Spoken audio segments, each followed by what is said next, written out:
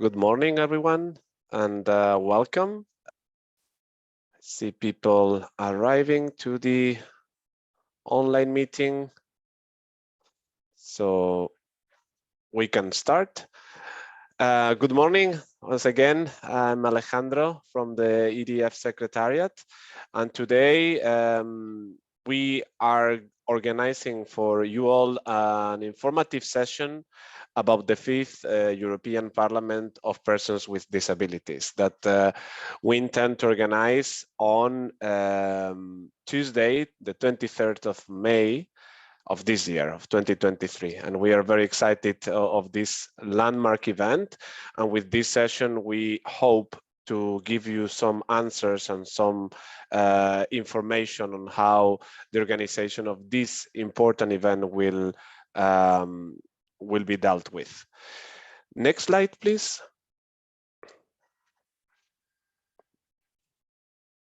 There you go. Thank you very much. Well, before we dive into today's info session, let's go through the practical information for today's meeting, which is not a webinar, so it's rather an informal gathering. You will be able to take the floor, make your questions, and it's rather friendly meeting of all of us. So we nevertheless ask you to keep your mic and your camera off till you take the floor. And as always, please use the chat to ask your questions or your technical questions, to request the floor, etc.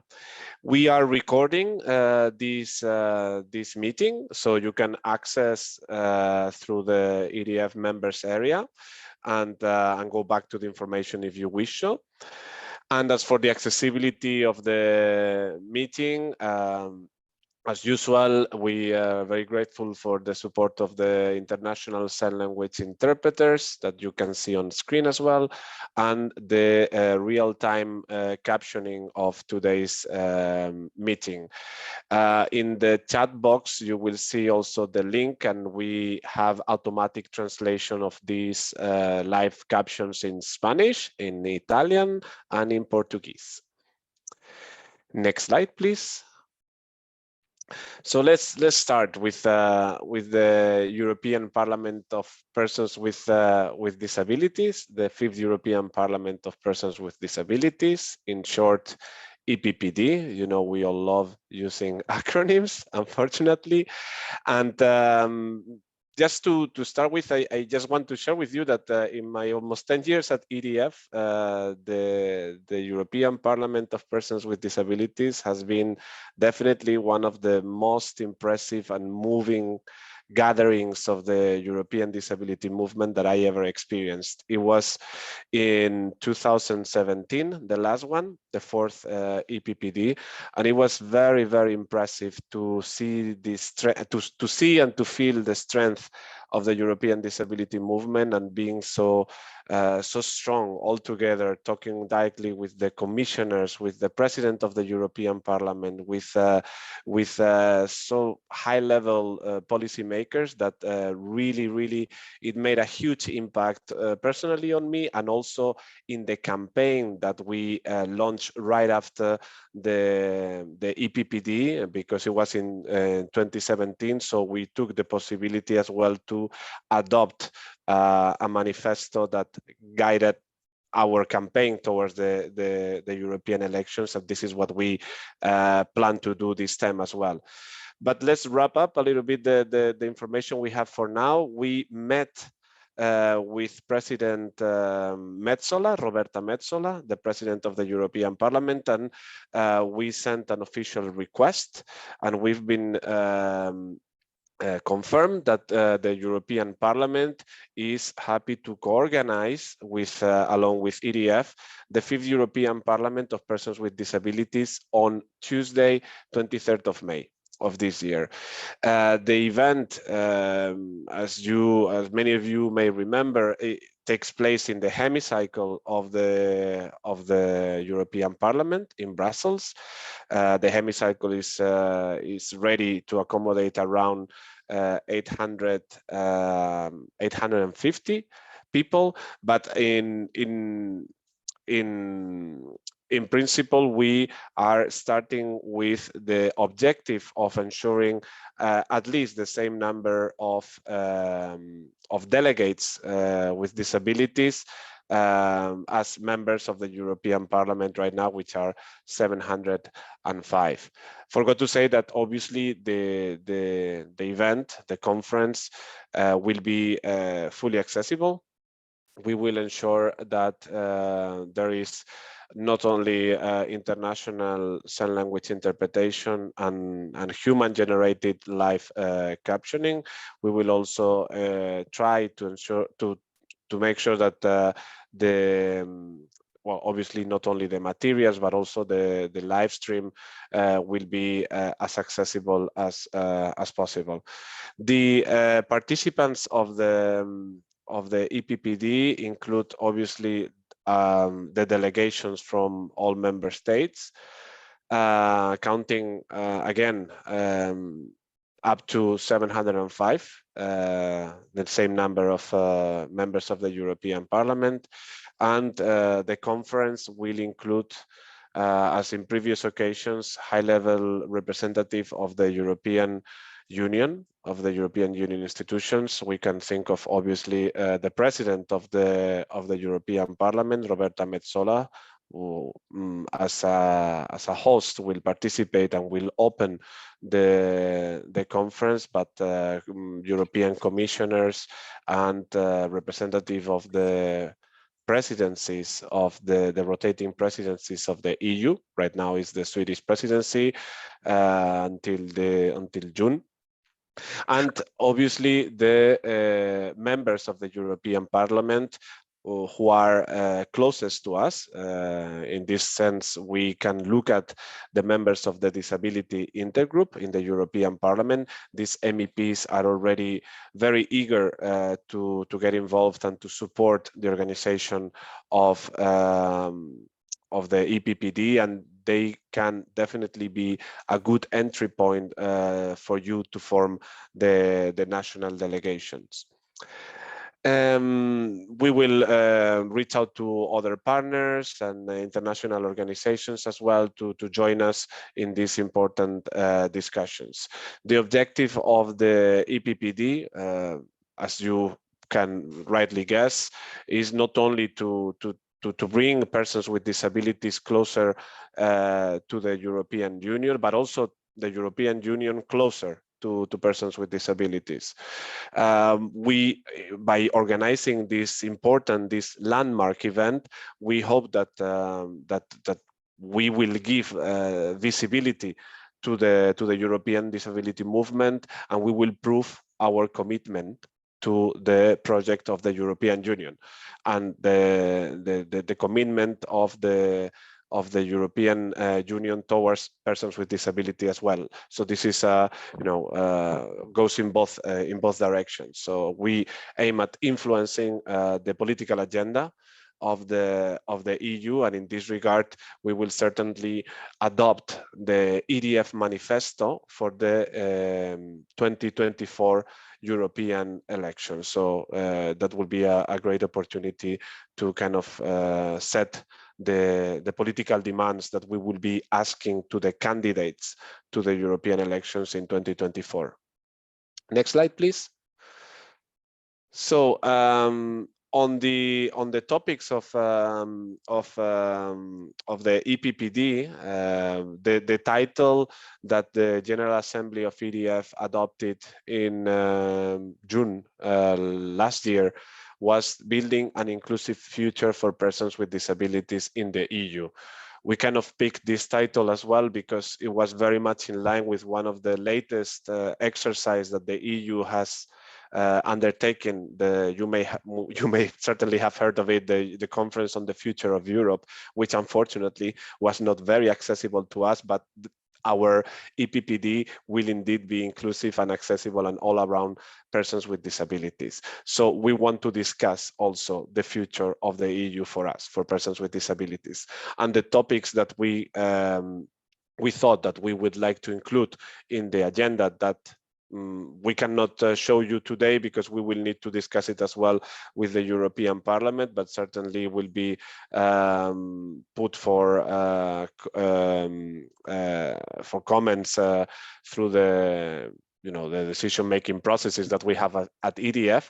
We want to discuss the most important priorities for us that you know very well for all of the EDF and its members, the CRPD, the Convention on the Rights of Persons with Disabilities, equality, intersectionality, political and civil participation, free movement. Here we include obviously accessibility, a more social Europe, an objective that we've been fighting for many years, and the EU's resilience to the crisis that unfortunately we've been witnessing in the past years, not only the pandemic, but also now the war in Ukraine and the cost of living crisis and the energy crisis, which are having and will still have in the future a huge impact on persons with disabilities on our everyday lives. So the idea will be to kind of replicate the structure that we used in 2017, sorry. This means to have different panels with high-level speakers, as I mentioned before, but the most important part will be to have the plenary discussions in which the delegates with disabilities from the different delegations will be able to intervene, to take the floor, and to discuss as they usually do in a plenary meeting in the Parliament. As also mentioned, we will adopt the EDF manifesto for the 2024 European elections, and the potentially, and obviously this will depend on the delegates, there may be other resolutions, political messages that the EPPD will adopt. This we will see as the discussions and the agenda take form. Next slide, please.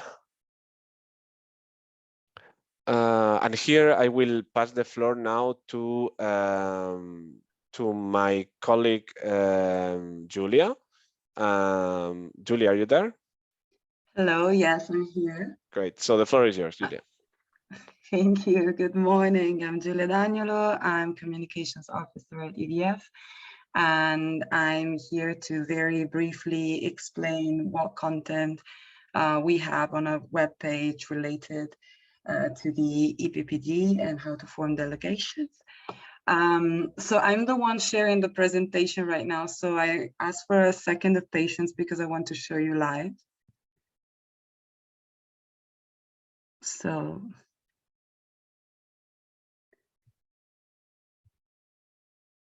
is this visible? Yes, it is, Julia. Okay.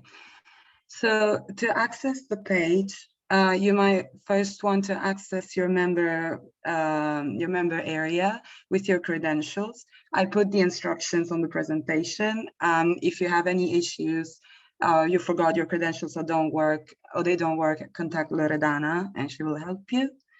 So you log in. And the page, I have created a dedicated page for the event. It's under events. And it's called the 5th European Parliament of Persons with Disabilities. So this is the public page, so everybody can see it. And there's some information, or short information about the event, but what you care about is the more information that's just for EDF members, and it's this big red button here that will lead you to this page.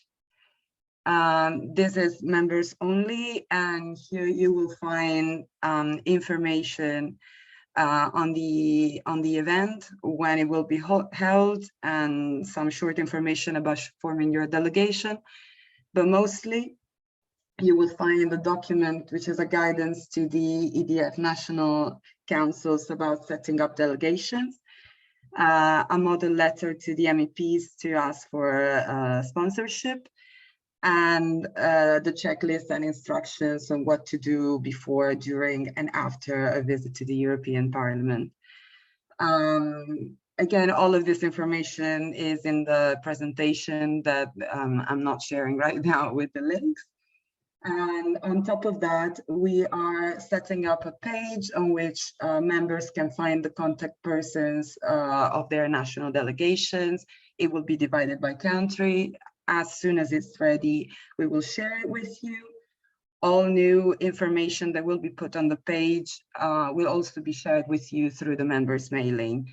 If you have questions, you contact me or you contact Andre, which is the communications coordinator.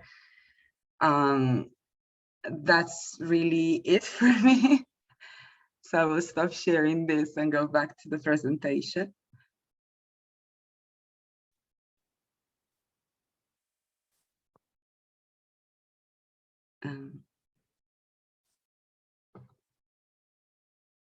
Okay, as I said, all the information is on the presentation already. So I move on to the next slide. This is Loredana.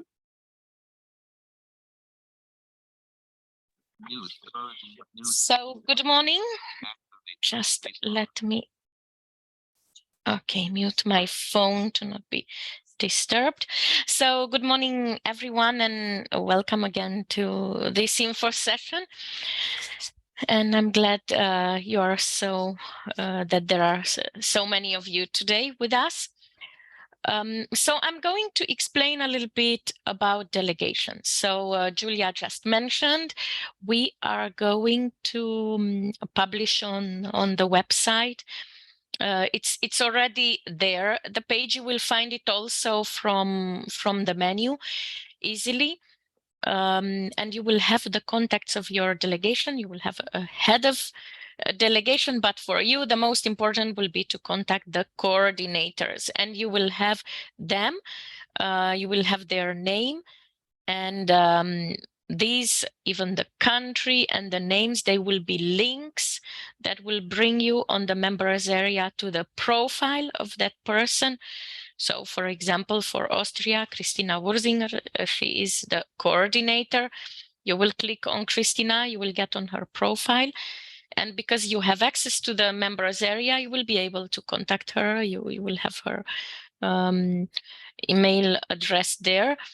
And you can write to Christina if you want. You are from Austria, an NGO, and you want to go. But so you will find the same information for each of our 27 national councils, members of the European Union. Why only these ones and not the others? Because the European Parliament is formed by these countries, the 27 EU member states. Now, we can still discuss if someone else from another country is interested, and we do have places. We do have places available, and you can finance, or your organization from, I don't know, Norway, Iceland, or another country has the possibility to finance you. We can check if there is place, but of course priority is given to our member states, because that's the parliament. So when you form your delegation, most important is, first of all, to contact members of the parliament from your country. And this, why? Because to be able to come to the European Parliament, to be able to enter, you need to be invited by members of the European Parliament. Alejandro, if I say something wrong, you correct me without any hesitation, not to have wrong information. So, we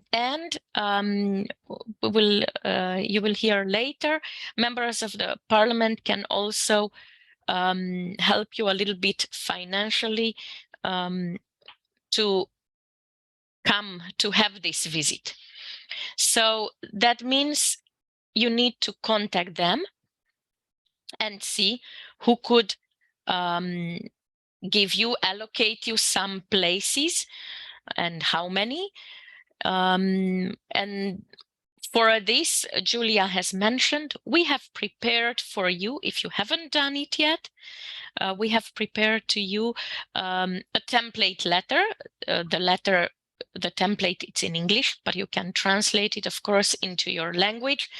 We put all the content because, as Alejandro said, we have already clearly a commitment from the parliament. So that is important for your members of the parliament to know, that they don't send you to something that is to be made from the scratch. It is an existing event, and they know very well how this works. So contact them. I'm interested.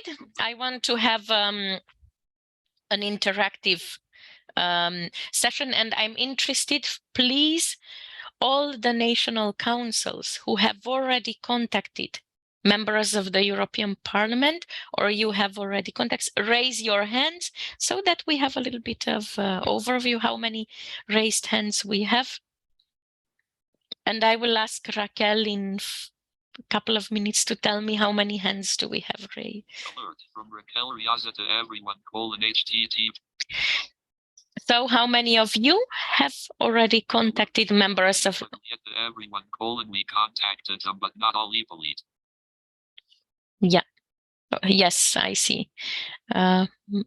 Martis, thank you. So don't hesitate, and Raquel, you can tell me how many hands they are from members, and that's great. You have 6 hands, Loredana, so far, and also a question. She asked, can there only be one delegation per country? Ideally, yes, that's what we wish, to have one delegation, because this is also like the delegations are national, and that's the best. Now, if there is any issue, any problem, don't hesitate to reach out to us and we will discuss. But this is our ideal scenario, to have one delegation per country. Thank you. The size of your delegation, it is very important. So Alejandro said that in the European Parliament there are 705 members, and we want to have 705 people there for sure, persons with disabilities. Now, these places are divided to the different member states. So members also of the parliament. For example, I just went yesterday, we saw that Hungary has 24 members in the parliament. Romania is the same. Belgium has 21, if I'm not wrong, or something similar. So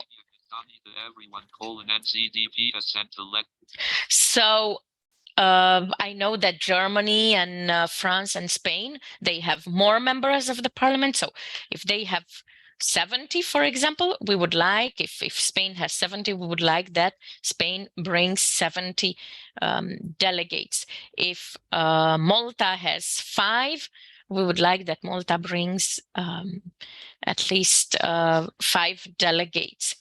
And this is why it's important, because if you have only 20 delegates and you want to bring 50, we will have a little bit of difficulties because we will go over the capacity of the room, and we want to ensure that all the European disability movement has access to this event and can join in the event.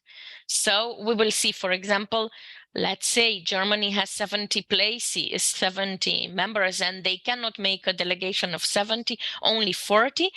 Then we will make sure that those remaining places will be divided and given to people who expressed. I mean, if for example, Latvia has, I mean, only 10 members in the parliament, and they want to come with the delegation of 15 people, and they let us know. We'll say, okay, now Latvia, we have those available 5 extra places you requested. You can take them. So this is in terms of the size. Who is part of your delegation? It is very important to ensure that that your delegation represents the diversity of your movement in your country. So make sure that you have a good geographical representation, a good also, all the regions are represented, gender, age, and make also sure, because it's a high level meeting. So Alejandro said we would have the president of the European Parliament. We are aiming to have also high level people from the other EU institutions. So make sure that you have also your high level people, your president or vice president, if these are not able to, the president is not able to come, general secretary, I don't know, it depends of your governance, but make sure you have present also someone who is high in your organization. Now,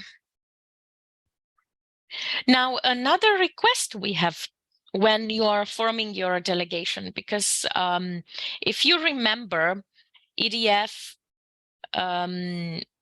is formed of national councils and European organizations of persons with disabilities. As we said, usually, so we want to have national delegations. So that's a little bit then tricky for our European NGOs, because they are formed of several nationalities. And what we are telling them is to contact you, the national councils. It is also very possible that they are not your members in the national council for one or another reason, but make sure you do your best and you include those requests also. Okay, so this is very important to make sure that our European NGOs can also be present. Now, I have included here, but we will mention it also later. There is minimum group size for delegations. When you are applying for this visitors program, we'll explain. So some member states will be obliged to have a minimum, so it's 10 people for a group, and here also personal assistants are included. But I remember, and Martis, you can correct me, in 2017 back, for example, Malta got only 5 places sponsored, and there was no issue then back with the program, with the sponsoring program, but you can correct me if I'm wrong, because that's what I remember. Malta received 5 places from 2 members of the parliament together.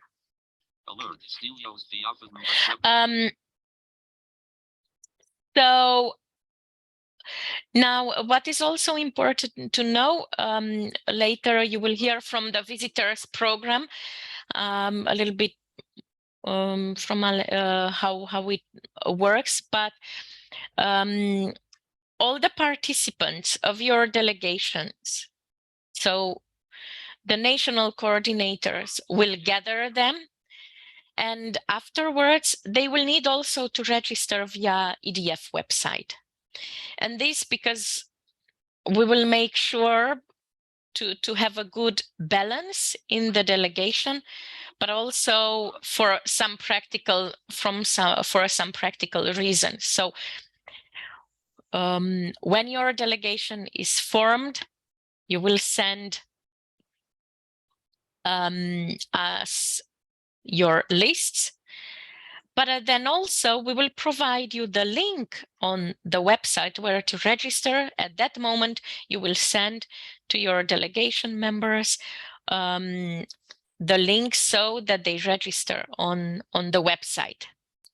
Alert from the Alpha to every. We are asking you to have already your delegations by 15th March. Now, if there is afterwards, you know, a slight change is not the end of the world, but it's also good that we have already at that moment an idea. Do we have enough? Do we need to push? Because I think Alejandro didn't tell you, but if we don't have at least 400 people in the room, we will not get the hemicycle. We will get another room, a smaller room. And also in terms of, you know, our action that day, it will be less stronger. So we want to have really room full of people. And I'm sure we manage, because it is the 5th time we are organizing it. And if we are doing it, it's because it worked previously. So this is a little bit what I wanted to say about delegations. Alert from Raquel Riaza to everyone. Thank you very much. I think then it will be Julia. Can you go to the next slide? Thank you. Yes. Yeah. Thank you, Loredana. The next slide is the European Parliament Visitors Program. So, have you finished, Loredana? I did, Alejandro, and thank you. You can Thank you go so ahead. much. Thank you so much, Loredana. Well, we see that there are many questions. Let's take this slide, which is empty, very quickly, and then we go through the questions if everybody agrees. We wanted to invite a representative from the European Parliament Visitors Program, but unfortunately he could not make it in the end, but we will make sure that if we organize a next info session, we will invite them and make sure that they come. Basically, the way in which you can fund the travel and accommodation of the national delegations is through the European Parliament's visitors programs. The visitors programs is a long-standing, you know, funding opportunity that the Parliament puts in place to support, to finance partially the travel of European citizens to visit the European Parliament and to meet with an MEP, with a member of the European Parliament, and to get to know the headquarters of the European Parliament. Therefore, we are proposing and we are utilizing this program to support the travel expenses and the accommodation of the national delegations. Unfortunately, this visitors program does not cover the whole cost of it, because then people will be taking advantage of it. So it covers only partially the travel and the accommodation of these groups. The way it works, even though I cannot give you all the nitty-gritty details, is basically an MEP invites a group of citizens to come to the European Parliament. So that is why we are encouraging you to reach out to the MEPs, and each MEP, they have a number of people that they can invite to the European Parliament. That's why it's important to reach out to them as soon as possible, even though in the past years, because of the pandemic, the numbers that they can invite have increased because during the pandemic, this program was stopped. And the program covers, as I mentioned, the part of the travel and part of the accommodation, which is not much. Some important things to bear in mind. are that the program does cover an extra funding when a person can prove a disability and specific reasonable accommodation, for example, an adapted room in a hotel. And the program also covers in this same line the reasonable accommodation, and in this case fully when this implies, for example, the work of a sign language interpreter, for example. So if you think of your national delegation, and we hope that in the national delegations there will be deaf people that will be using the national sign language, the national sign language interpreter work would be covered by the visitors program, because this is necessary to receive and to receive the information and to communicate on an equal basis. So in that regard, you will need to fill out some extra paperwork, but that's the way it is. And then also the visitors program can be complemented as well, although this will require another kind of paperwork procedure. Could be complemented by the MEP. So the MEPs, they also have an office budget that they receive monthly, and we have checked, and in principle they could also support the financing of the delegations. In addition to that, I think it was one of the questions in the chat, you can obviously, and we encourage you to do so, find other ways to fund the travel of the delegations, because again, the visitors program funding is rather limited, but obviously it helps to fund the travel of the delegations. We are sorry that the person working in the visitors programs couldn't join us. He could have been a good opportunity for him to answer your questions, but overall, the MEPs are very used to this program. They use it.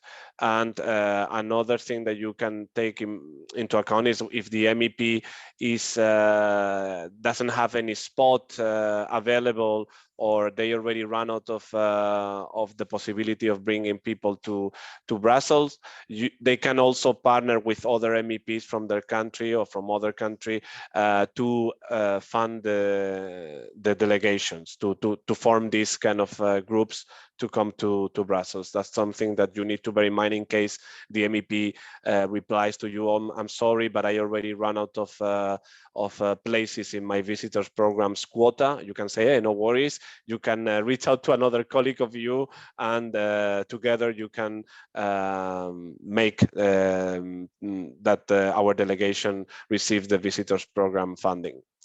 So I believe we can now go through the questions. Raquel, if you can help us. Alejandro, I would like to add maybe some information that can be useful in terms of the paperwork.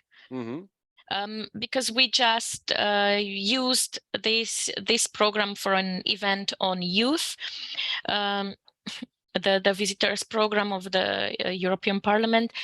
And so it is important to know that you will need to provide your list of visitors to the visitors center. We will provide it also on our behalf, but you will need to fill in there how many people have a disability and this kind of information. So these will be documents that you will be provided from the visitors center. And please make sure you will need to keep all the receipts, like invoices, flights, and accommodation, because it will be on this basis you will be reimbursed afterwards with the amount that the visitor programs can provide you. I think it was the case you will get also, like on the the coordinator, which will be, or the head of delegation, the group leader, will get access to the visitors to Visum website, which is of the visitors program, and there you will find the different documents, but they will be sent to you also, and maps of the parliament with all the explanation. And one also important thing to know, you will need to report afterwards. And for that, of course, we will provide things, because we have to report also by ourselves. So we will give those elements for the content. And for the financial part, it will be to you. You will have a deadline of 30 days after the event. And also, very, very important, the final visitors list to be sent to the European Parliament, it is no later than 14 days before. And make sure, if it happens a last minute change, it's really difficult, because you cannot, maybe we will be able to do something, but if, for example, you didn't announce us and someone brings another personal assistant, for example, or you replace the participant and you just come on the spot, you may risk that you cannot come in because you were not on the list, and the accreditation center needs some time to process all this information. So I think it is very important that you bear in mind these little but relevant things. Thank you, Loredana. Raquel, we have questions? Oh, yes, many. Oh. Yes, so Loredana, I won't stop the recording because I think it's going to be interesting for everyone to watch afterwards, but I will try not to mention any names, if it's okay? Yeah. Thanks, Raquel. Yeah. Okay, so maybe you already replied to some of the questions. You let me know and I move forward. So first one is, how do EU level NGOs such as EBU go about requests to be represented? Is there specific information about that on the members area of EDF website? Loredana, do you want to take this one? Yes, I can take it. So as I mentioned before, we are asking, and I'm reiterating my my request again to the national councils, please make sure you accept people coming from our European NGO. I can assure in this case, concrete EBU is established in France. I gave as concrete example, when I had the talk with our French council, they said, of course, that's no problem. So they can go. But if you have members from other organizations, I know that, for example, going back to EBU, your you have I think your organization is member in most of our national councils, so they will be able also to go via via that channel. Now, are you not a member? I think in Croatia, for example, they are not a member, the Croatian Blind Union. But if EBU wants to have someone also from there, for example, they can always go and request to the Croatian National Council that they take someone from there also. Thank you. Thank you. Okay, thank you. Next one, can there be smaller delegation formed than 10 delegates in case we will not be able to get support from MEPs? Sorry, can you repeat? I don't know if I understood the question. Yeah, can there be a smaller delegation formed? I think that less than 10 delegates in case we are not able to get support from MEPs? That's the question. Doesn't make any sense? No, it does. It does. It does. It does. It does. And I already had such a request. So depending on you know, if it's is certainly one of our national councils, one of the member countries, I think this wouldn't be a problem. And depending on the places, on the situation, I think, yeah, if there is place, I would say yes. If there is no place, then it will be more difficult. No, Alejandro, I don't know, you can complete me. Yeah, no, definitely. If I can just interrupt, because we have a comment, I think, on that. It says, we have been told by MEPs that if there's only 9 people actually present because of illness, late cancellation, etc., then nobody will get any financial support because the minimum 10 is strict. Okay. Okay, we will need to make sure that the groups are more than 10 at least, then to ensure that they receive the funding.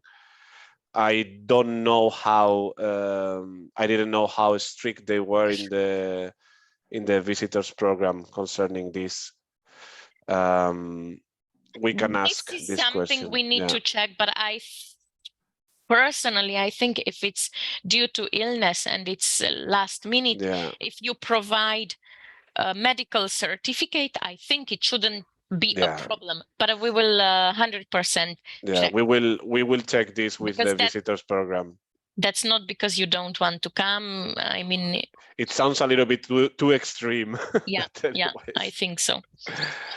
Yeah, we have a comment right now. Last time Austria had less than 10 because 2 people could not come. It was not a problem even without certificates. So we can just check and come back. So I suppose it's just maybe they are not very aware, but it's in Brussels that the reimbursement happens. So if someone said that it was okay, it is okay. Okay, good. Okay. Another question, the EDF board members have direct access to the event, or we must be part of the delegation? Ideally, you should be part of a delegation. Okay. 1 second, because I'm receiving more questions. Okay, question from the Dutch disability platform. We're not sure about asking anti-EU MEPs, not inclusive MEPs, or for instance, from extremist right party. When we ask such an MEP to sponsor us, do we have to meet with this MEP as well when she invites us for that? How do we prevent this awkward situation when we're in Brussels and have to meet with such MEPs who will sponsor us? That's a very, very good question. Thank you for that.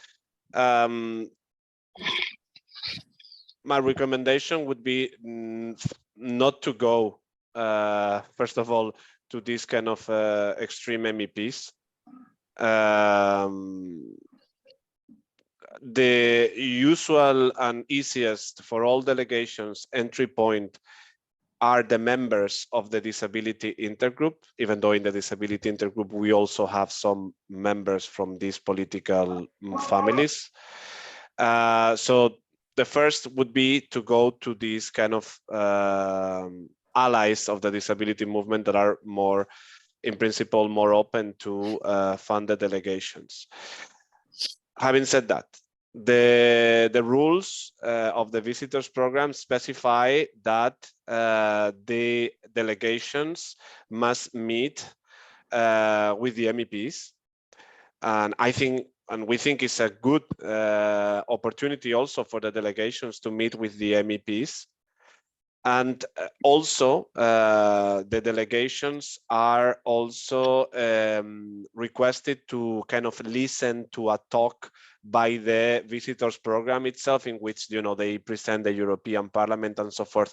In the past, EDF managed to get an exception of this rule, and this time we believe that we will also get an exception, because it doesn't make sense to have so many people having little talks about the European Parliament. So we may have just one for all of us in the hemicycle, and that will be it. So we will not need to have these individual talks with each group about presenting the European Parliament and what it does and so forth.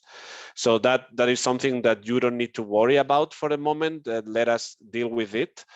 But we also encourage you, the delegations, to take advantage of your trip to Brussels and to, since you come, to make sure that you also make some time yourself to meet with your MEPs, to meet with the Commission if you want to discuss a specific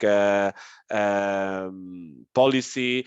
I mean, take also the opportunity of the EPPD to do your advocacy as well and your political agenda.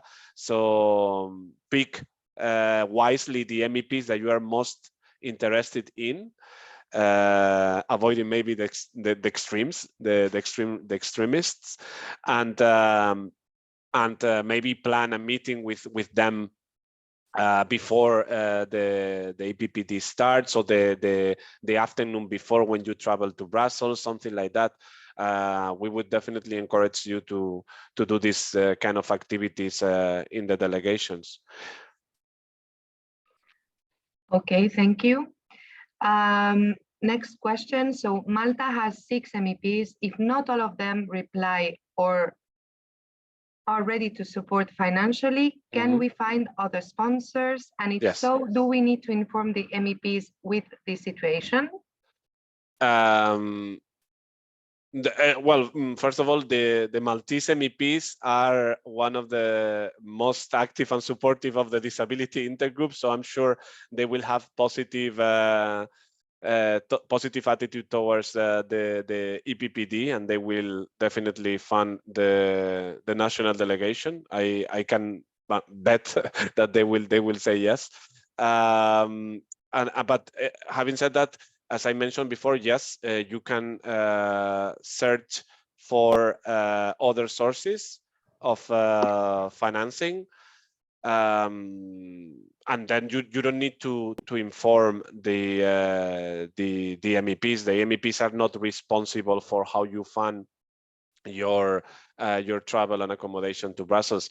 They help through using the visitors program that they have, or also by giving you some of their financial support from their office budget. And that's it. But if you find other sources of money to support the travel and accommodation, that would be obviously very, very useful to you. Okay, thank you. As the UK no longer has representation in the Parliament, who do we, as an European NGO based in the UK, get invited? European NGO. European NGO. As no, European no. NGO. Yeah, well. NGO. Yeah. That's a good question.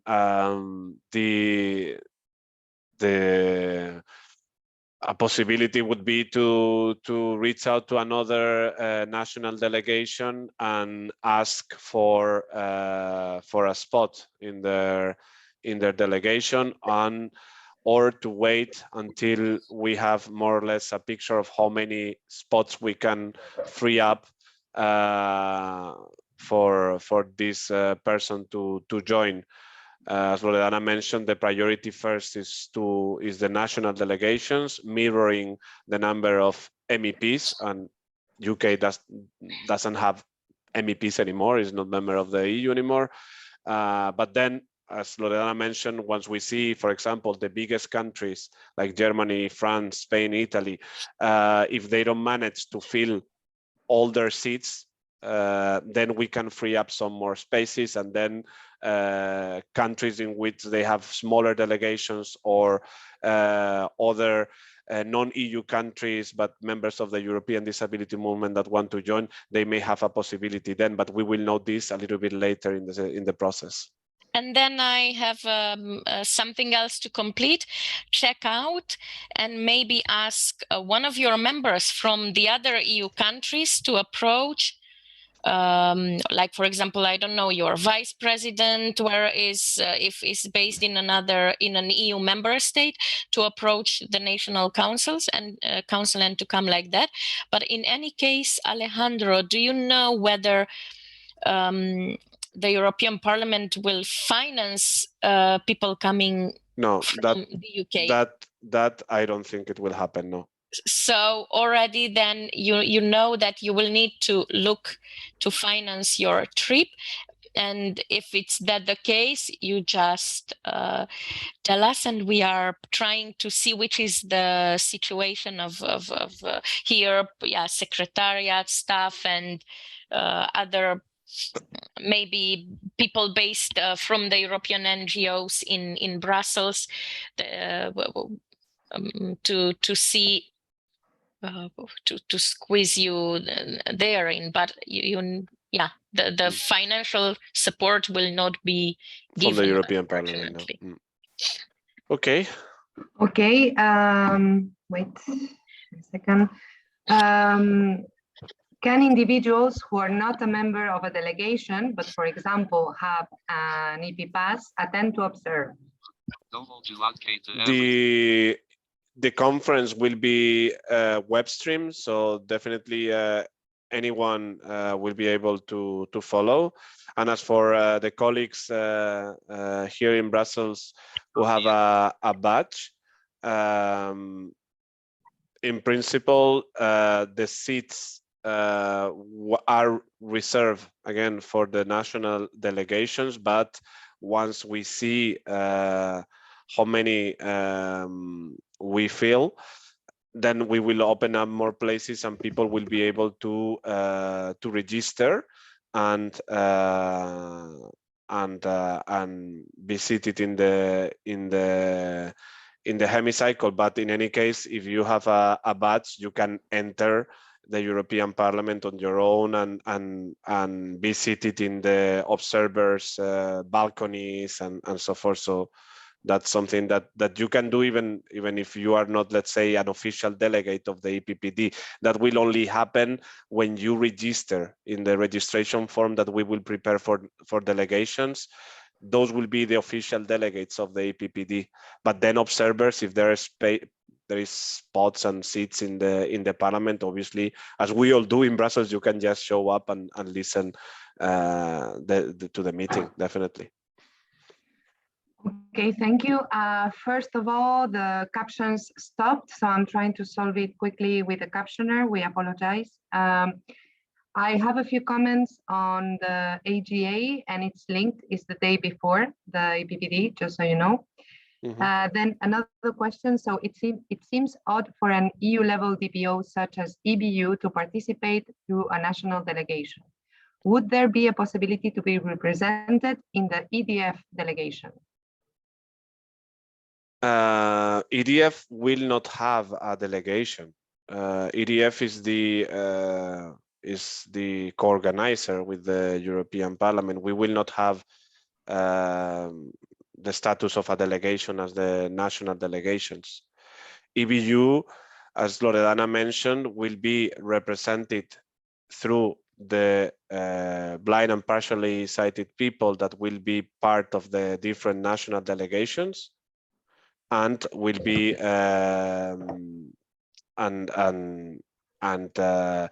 if for example there is, I mean, that will be the way in which the different disabilities will be represented through the national delegations. But the European NGOs nor EDF will have an official delegation. Okay, thank you. Still, we're working on the captions. In any case, in the video we will share afterwards, everything will be included. So again, apologies. What kind of expenses each MEP can cover? For example, accommodation, travel, etc. The visitors program, not the MEPs. The MEPs, let's say, have the key to the visitors program, but they are not the visitors program. So the MEPs send the list of 10, 20 people to the visitors program, say, I want to fund the travel of this group. Me, MEP Moledo, imagine that. I want to fund the travel of these people to Brussels. And then the visitors program covers partially the travel, depending on the kilometers to Brussels. I think is 0.66 cents, if I'm not mistaken, per kilometer, around 60 euros per accommodation, which in Brussels is nothing, as many of you know, and around 40 euros for allowance. So for, you know, lunch and dinners and so forth. So overall is around 100 euros, maybe a little bit more. And then the extras, let's say, that we mentioned at the beginning, meaning if the person can prove reasonable accommodation, a disability that requires a specific accommodation, or the person needs a sign language interpreter, then it can cover those aspects in addition to it. And then the MEPs on their side, if they want, they could support further with their own money, not their own money, but the office budget that they have, the delegations. But that's a separate thing. And then the visitors program will require an extra kind of paper from the MEPs. But this is something that the visitors program has confirmed to us that this can happen. Okay, actually, I have one comment and one question regarding the expenses. So the comment is one thing to remind you all, EDF AGA will be held in Brussels the day before. EDF usually covers travel and accommodation expenses. That could be another funding solution. And the question is, the receipts have to be in a specific financial number to be refunded? That's very practical. Sorry, Raquel, what you said about the AGA, but that will only cover the people that will come to the AGA, not exactly. All the European Parliament of Persons with Disabilities is 700 people. The EDF AGA will be, as always, the representative of EDF members. So then for those, you know, 2-3 people, indeed, the case that Raquel mentioned will also help. But for the most delegates of the EPPD, this will not be the case because our AGA is not as big as 700 people. And the second question is, Raquel, sorry? No, it was just a comment. Okay, I'm just going to take 2 more. So in the case of an European NGO based in Belgium, I understand that our members will have to apply via their respective national councils. Will the NGO Secretariat have to centralize the applications of our members? If so, how?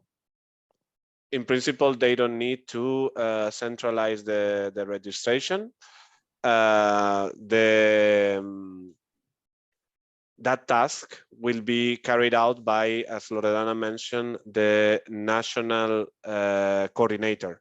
I don't know what's the correct name, Loredana. Is coordinator? Yeah, that's it, the national coordinator. The head of delegation is just for the political. Exactly. So there are 2 kind of responsibilities. The national coordinator, which will be the one registering and sending the final list from the national delegations, and the head of delegation, which will be kind of the more political kind of representative of the country.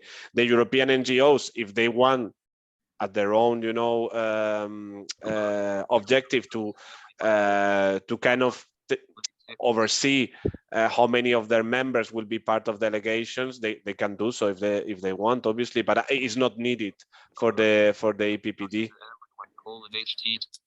Okay. Yeah.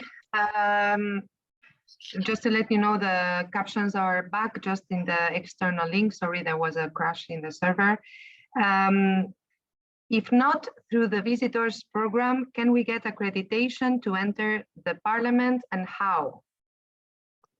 Accreditation to enter the parliament, and how? I guess it's like the badge, or I don't know. I don't know. Usually the people like us that work in Brussels, we have a badge to enter the parliament, but that means that we are, you know, regular lobbyists of the EU institutions. But then individual citizens, for example, if they show up in the visitor center, maybe they can get into the parliament. But again, this will not make the person a delegate of the EPPD. The delegates of the EPPD will be the ones that have been registered through the registration form that we will prepare in order to send the list of delegates to the European Parliament. And this will be the people that will be seated in the hemicycle and that will be able to take the floor in the hemicycle and so forth. But if anyone, as I mentioned before, if anyone wants to or can get into the parliament as a visitor or as a lobbyist, and they want to listen in the balconies around the hemicycle and so forth, they can do so, definitely. The thing is that they will not be delegates of the EPPD. And for all the others, the delegates, so as I said, we will send you we will send you the link that you will have to send to all your delegation members. They will register. The accreditation center will prepare badges that will be distributed at the visitor centers when you arrive. So at that moment, you will have to bring your ID that you have indicated in the registration form. It will be checked. You will get a badge for the whole event, and that will be how it happens also. So you will go first to the accreditation center. You will also sign our list, but also you will need to sign also your own list there, because the visitor center will need also to sign your list, because that is the proof to be paid afterwards if you are sponsored, that you have been really at the parliament. So that's a little bit the process. You will get accreditation on spot. Okay, thank you. We have 1 minute because we should give like 10 minutes at least to each of the practical examples. So I have one last question about the contents of the intervention of the delegation during the EPPD. Has EDF identified a form of coordination to favorize that any intervention covers areas of rights of EU competences in all the issues? Naturally, sorry, any national delegation can intervene of specific nations' problems related to disability rights. It's a comment, it's a question. That was the last one, big last one. Sorry. So can you repeat the question? Maybe I think I understood it, Alejandro, yeah, okay. and I can also answer a little bit, because go for it, Lorena. Yeah, I remember last time what we did. We had, so for a little bit later, after we have the delegation, we launched a call. We launched a call in our members mailing, and we said if there is any delegates who would like to intervene during the conference or the event, they need to register.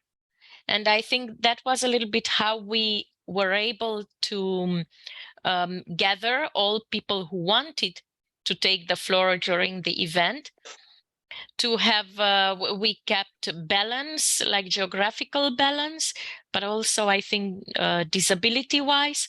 And in terms of the content, I don't remember, but maybe we asked also at that moment, what would you like to address or to raise up during that point? And of course it had to be linked also to the agenda, if I'm not wrong. Alejandro, maybe now that helps you a little bit to remember. Yeah. Catherine has her hand up. Maybe yes, she maybe wants Catherine. to add something. Catherine? Thank you very much. And hello, everybody. This is Catherine. I'm the director of EDF. I'm sorry, I don't have my camera on. So as far as I remember, and we'll go back to the program, the speaking time was given to country delegations. So for example, your country had 3 minutes, and then you decide in your country what you would like to present to the Parliament of Persons with Disabilities. In terms of the general shaping of the agenda and the manifestos, that's done in a very participatory way, you know, started with the board and then a full consultation with members. But the national delegations can make their point on whatever topic that they want, but with, like in the Parliament, the very strictly controlled timing. But what we will do is we will go back to the previous agenda and make sure that this is the correct. So it wasn't, as I think Loredana proposed, that a general call for inputs, but rather per country that we had to make sure that we got the geographical coverage. Yeah, thank you. Sorry if I was wrong. Okay, thank you. So in any case, we still have a few questions, but I think we can take them by written because we just have 15 minutes. If it's okay for you, so I give you back the floor. Just one thing maybe to say that we will take afterwards also all these questions, and I will make on the website with the main questions, and not only like frequently asked questions section, and everybody will be able to find them.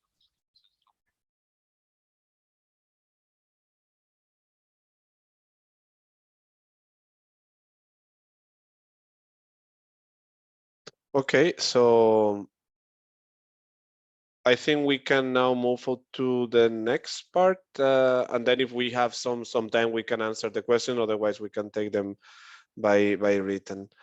Now we would like to hear from practical examples of EDF members in the previous forming delegations and in the previous EPPD. So I'd like to give the floor, very happy to do so, to Monica Lolland from the Disability People's DPOD in Denmark. Monica, are you there?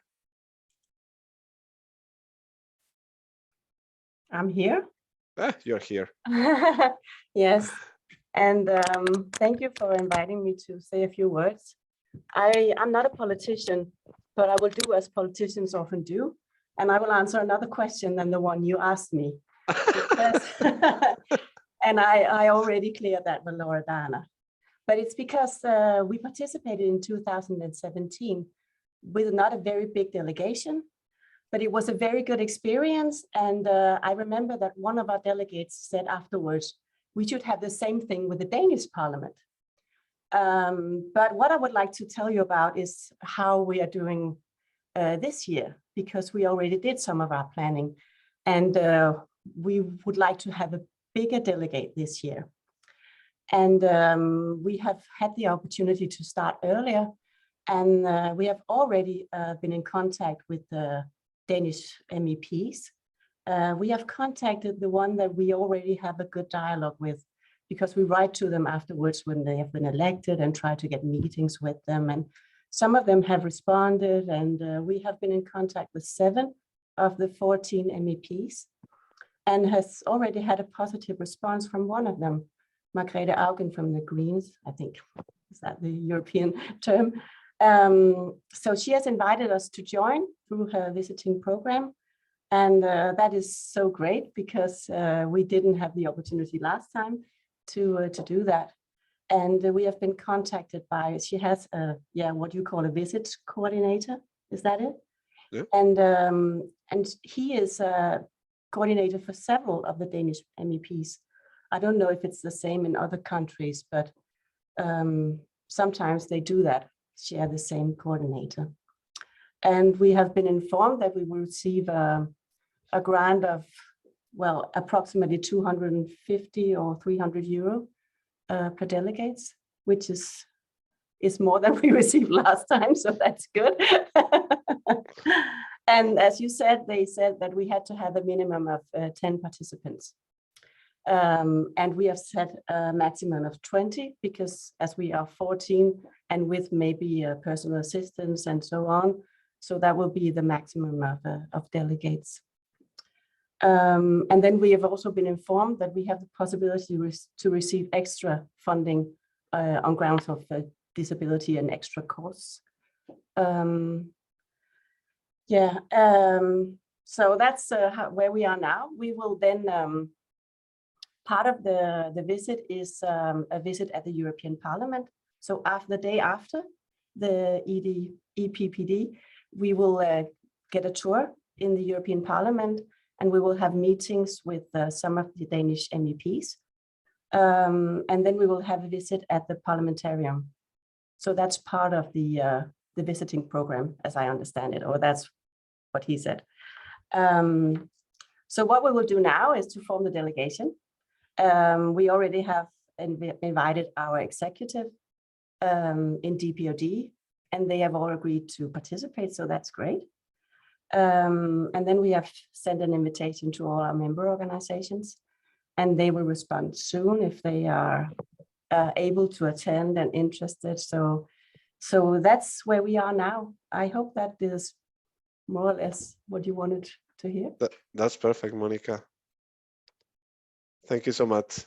And congrats that you are advancing so well and quickly. Very good. Yeah, that's great. That's great. Okay. Thanks a lot. Now I don't see the slide, but I think next one to tell how they're progressing is Pilar from Thermi, from Spanish member. Pilar, are you there? Hello, good morning, everybody. Hello, Alejandro. Hola, Thank Pilar. you to Hello. European Disability Forum for invite Thermi to explain how was our experience. I agree with you, Alejandro, that I have been, I think, in all the European Disability for Parliament. I think all the different, I don't remember the first one, but the other, sure. And I agree with you that this has been a very, very interesting experience. What I will explain very quickly is how we organized the last one, the fourth European Parliament. And some questions all the CERMI team were thinking about the detailing some issues maybe to improve, or some questions we really believe is very important. In this meeting is also my colleague Cynthia Fernandez, that was one of the persons participating in this in the fourth European Parliament.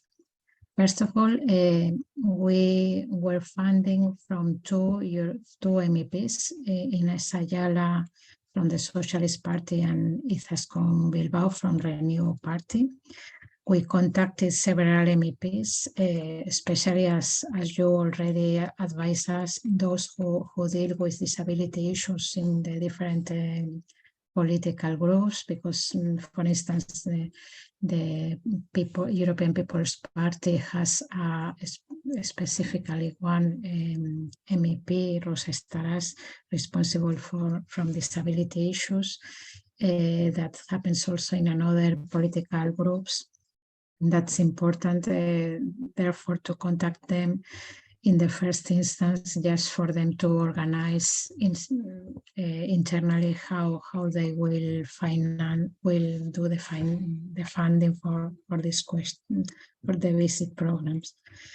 I think also it's important to take into consideration that they organize, as I said before, internally how to fund this.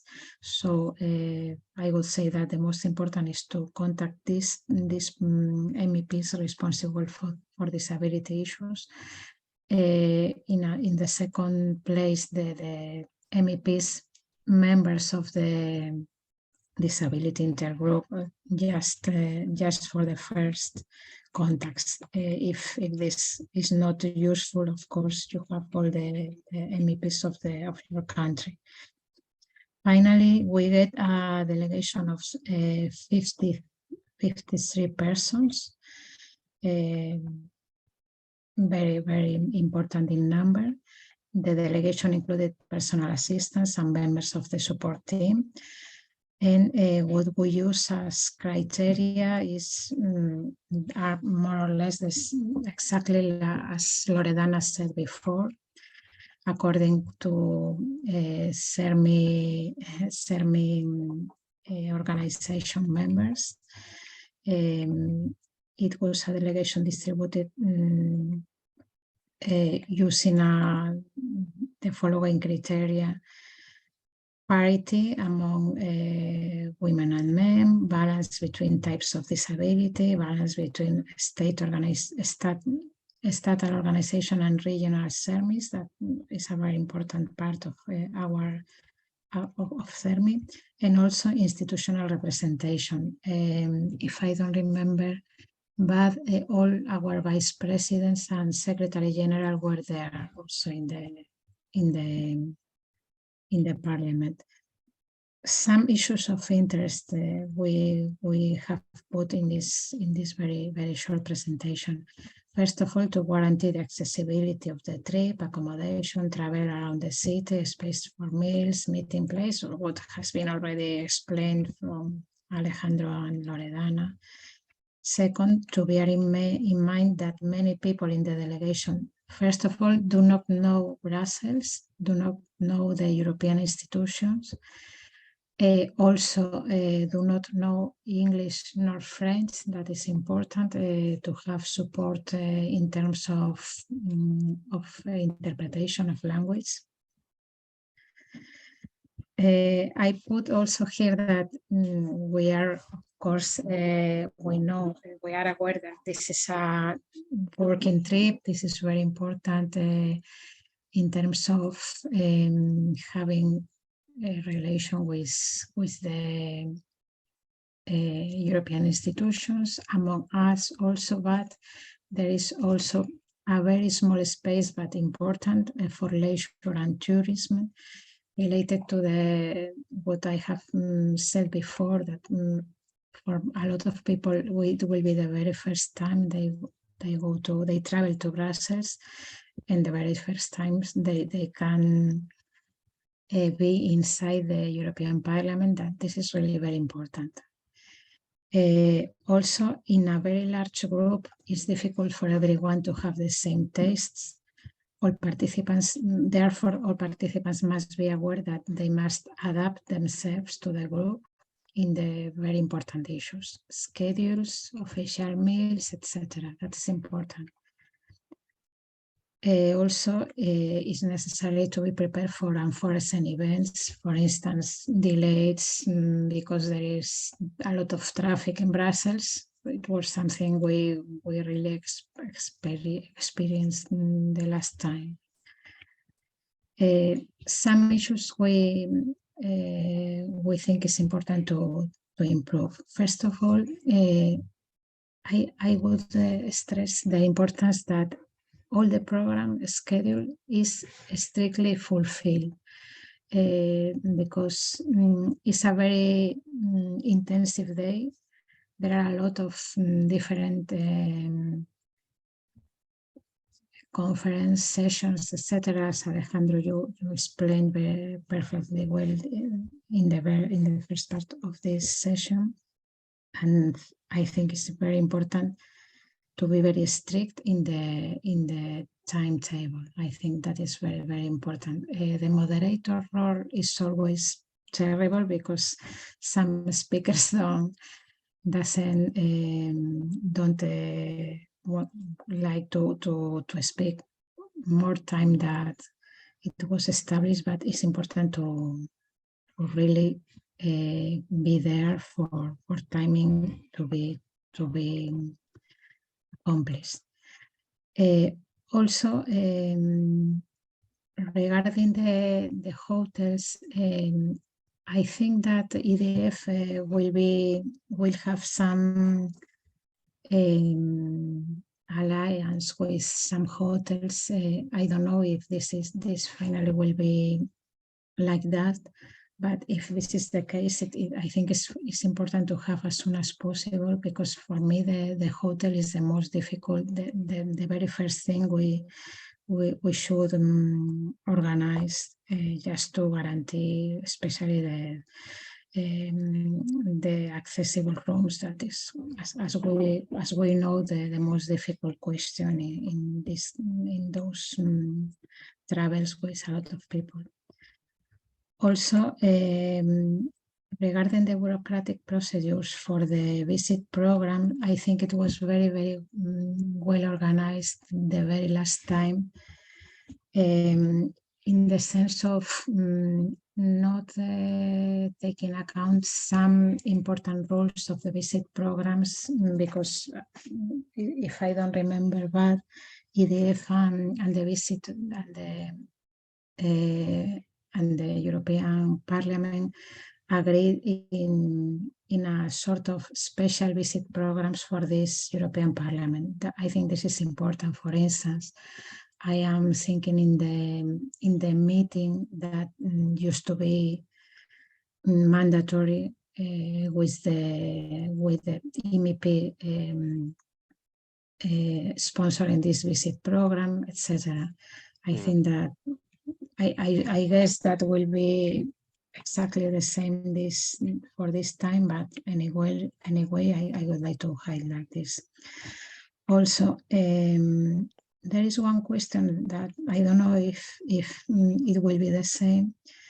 It's necessary to have a personal bank account to receive the financing. I don't know if this it remains like this, because I think really it would be better to have our CERMI bank account, for instance. That's, I don't know if some other delegations have this doubt, but it's something I would like also to put here in this meeting. Also, the possibility of having adapted taxes, even if we have not made the reservation before, that will be important. Regarding interpretation helmets, I don't know if it's possible to avoid for the person to list the passport or the ID number when having these helmets. Maybe taking into account that we are talking about a very big group of persons, it's possible to have another solution. I don't know. Sorry, Pilar, I didn't understand. What did you say about helmets? When you have the interpretation, in general, you have to give your ID or your passport just to have the. I don't know how to have in English, los cascos, no? The headphones to listen to the interpretation. Exactly. Yes. Okay, well, these are the kind of feedback that useful for us. So when we discuss with the Parliament logistics, we will take this into account. And finally, I suppose that we can take advantage of the different digital advance to facilitate the different questions of the very logical issues, entry, identification, etc. That's all for my part, and if you have any question that myself or my colleagues in the Finance Bank can answer, we are at your disposal. Thank you very much. Thank you so much, Pilar. Many thanks. Well, we just finished on the clock. It's exactly noon right now. I don't think we have time for questions. Raquel, please correct me. I don't know how many there were. No, I think we can just take them by written. We don't have any more. Okay, very good. Okay, we will reply to the remaining questions by written. So I just want to thank once again the International Sign Language interpreters, the captioners, all the colleagues, Raquel, Julia, Loredana, Catherine, and particularly all of you for the interest. We are very excited about this. Looks like a huge event. It is, but we will manage, and it will be as good as we are dreaming right now. So thank you very much, and let's fill up the hemicycle. Talk to you soon. Bye bye. Thank you. Thank you. Bye. Everyone, thank you for an